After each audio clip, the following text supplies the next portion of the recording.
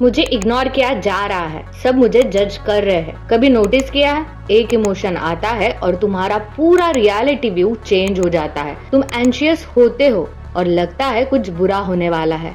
तुम सैड होते हो और लगता है लाइफ खराब। और सबसे डेंजरस पार्ट, तुम्हारा ब्रेन एविडेंस चेक नहीं करता, वो सिर्फ बोलता है अगर इतना स्ट्रॉन्ग फील हो रहा है तो सच ही होगा। पर हर फीलिंग इंट्यूशन नहीं होती, कभी कभी वो बस फियर, ट्रॉमा और ओवर थिंकिंग का मिक्स होता है।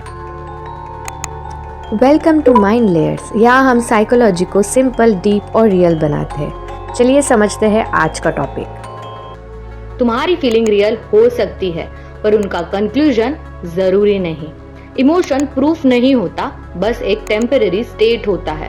हर स्ट्रॉन्ग फीलिंग सच नहीं होती, कभी कभी वो बस पुराने वुंड की आवाज होती है। तुम रियलिटी नहीं देख रहे होते, तुम अपना नर्वस सिस्टम फील कर रहे होते हो।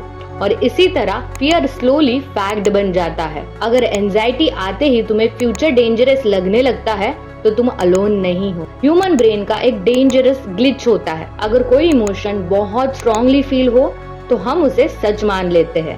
इसको साइकोलॉजी में कहते हैं इमोशनल रीजनिंग। जब तुम फीलिंग को एविडेंस से ऊपर रख देते हो।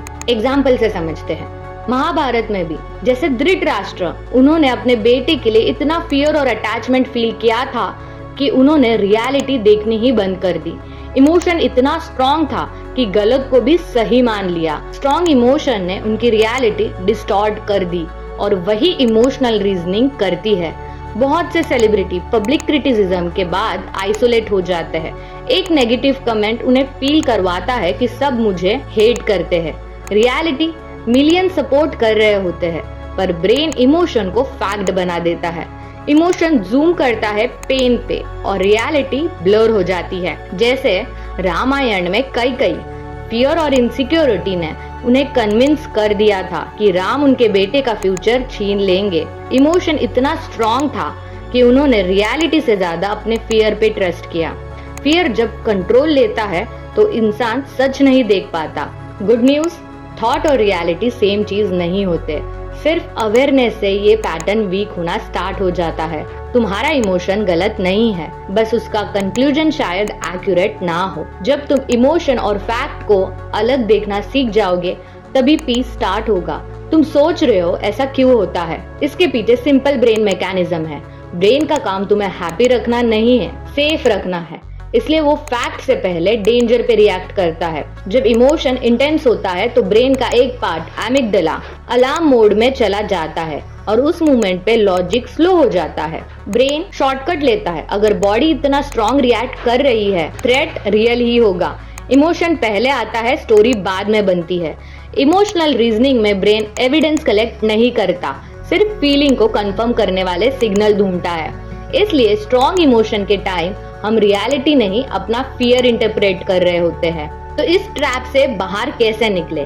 ये हम 3 स्मॉल स्टेप्स से इजीली अचीव कर सकते हैं। ये 3 स्मॉल स्टेप्स तुम्हारे ब्रेन को रियलिटी और इमोशन अलग करना सिखाएंगे।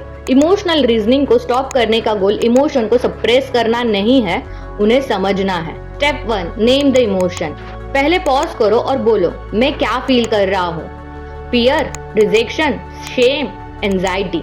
जब तुम इमोशन को नेम देते हो, ब्रेन का अलार्म थोड़ा काम हो जाता है। Step 2, ask for proof. खुद से पूछो, क्या ये फैक्ट है या सिर्फ फीलिंग? मेरे पास एक्चुअल एविडेंस क्या है? ये स्टेप इमोशनल ब्रेन से लॉजिकल ब्रेन में शिफ्ट करता है। Step 3, separate past from your present. पूछो, क्या ये करंट सिचुएशन डेंजरस है? क्या मेरा ओल्ड पेन ट्रिगर हुआ है? क्योंकि कभी कभी प्रेजेंट प्रॉब्लम नहीं होता, पास्ट मेमोरी एक्टिवेट होती है। इमोशन को इग्नोर मत करो, पर उसे जज, ज्यूरी और ट्रूथ मत बनाओ। अगर ऐसे ही रियल लाइफ साइकोलॉजी समझनी है तो प्लीज चैनल को सब्सक्राइब कीजिए। तब तक के लिए सोच समझ कर सोचिए।